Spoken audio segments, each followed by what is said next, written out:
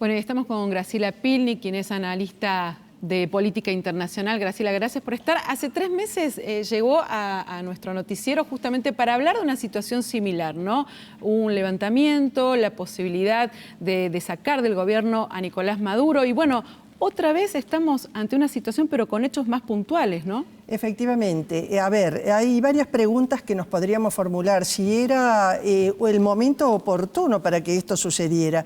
Porque en verdad el que lo está provocando es Guaidó a este acontecimiento. Y por una sencilla razón. El presidente designado por el Parlamento. Así es. ¿No? Y por una sencilla razón, porque ha liberado a Leopoldo López a través de lo que ha denominado una suerte de amnistía, y que las fuerzas que lo estaban custodiando a Leopoldo López le han posibilitado la liberación.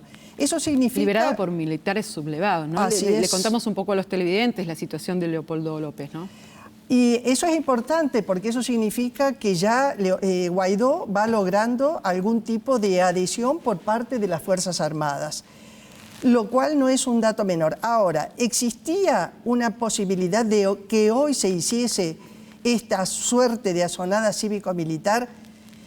A ver, se presume por la información que llega, que no estaba prevista para hoy, sino que a Guaidó le ha llegado algún tipo de información que hizo que, más allá del tiempo cronológico que él tenía previsto, que podría haber sido a partir de mañana primero, que iba a haber toda una convocatoria, tuvo que adelantarlo a hoy.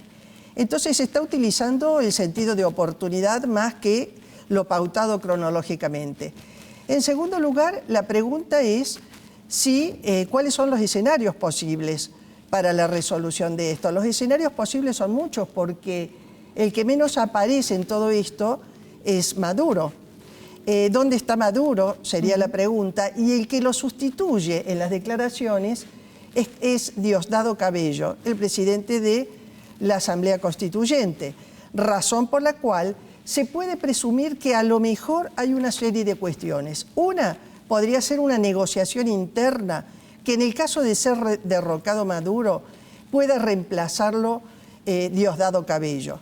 La otra posibilidad es hacer una asonada militar contundente por parte del gobierno de Maduro de modo de instaurar una dictadura y con esa dictadura quizás regenteada por él como a la cabeza de ese gobierno, pero sostenido por los militares, que sería un modo de derrocar las iniciativas de Guaidó.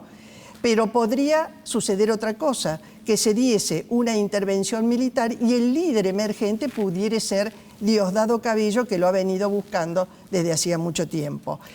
Lo otro sería que, lógicamente, la asonada cívico-militar, que en este caso aparece como instigada por Guaidó, tuviese el respaldo militar de los sectores más importantes, ¿verdad? Porque ya ha logrado de algún sector de los militares, pero el grueso de los militares aún no lo apoya. Sí, todavía están del lado de Maduro. Pero hay dos situaciones, ¿no? Por un lado, Juan Guaidó dice, ha comenzado el cese de la usurpación por parte del gobierno de Maduro. Y por el otro lado, Maduro dice, hemos controlado ya, desactivado un posible golpe de Estado. A la distancia, ¿qué podemos saber? ¿Qué está pasando realmente en Venezuela? Bueno, es decir, cada uno utiliza el argumento en favor de lo que sostiene, que es que uno es el verdadero líder del gobierno, que es en este caso Maduro, y el otro que es el líder legítimo, razón por la que para Maduro será un golpe de Estado.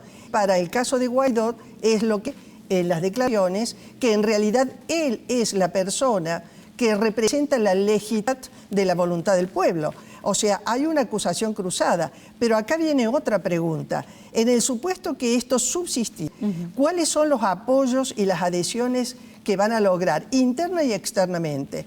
Internamente ya están claras. Externamente ya hay toda una movida, por decir así, desde el punto de vista diplomático previo, que conocemos quiénes apoyan a Guaidó y quiénes apoyan a Maduro. El problema sería el último escenario posible.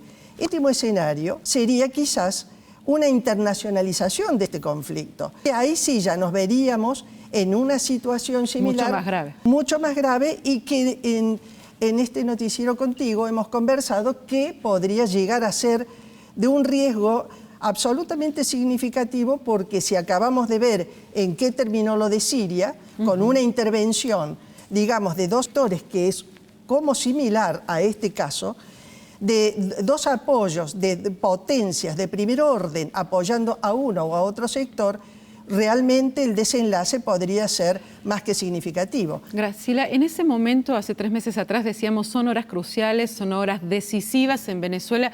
¿Estamos ante la misma situación? ¿Cuál sería la salida? Yo creo que, sobre todo por parte, tanto internamente por parte de Guaidó como internacionalmente por Estados Unidos, se ha utilizado una denominación que se usa sobre todo para las cuestiones militares y que es lo que se denomina la respuesta flexible.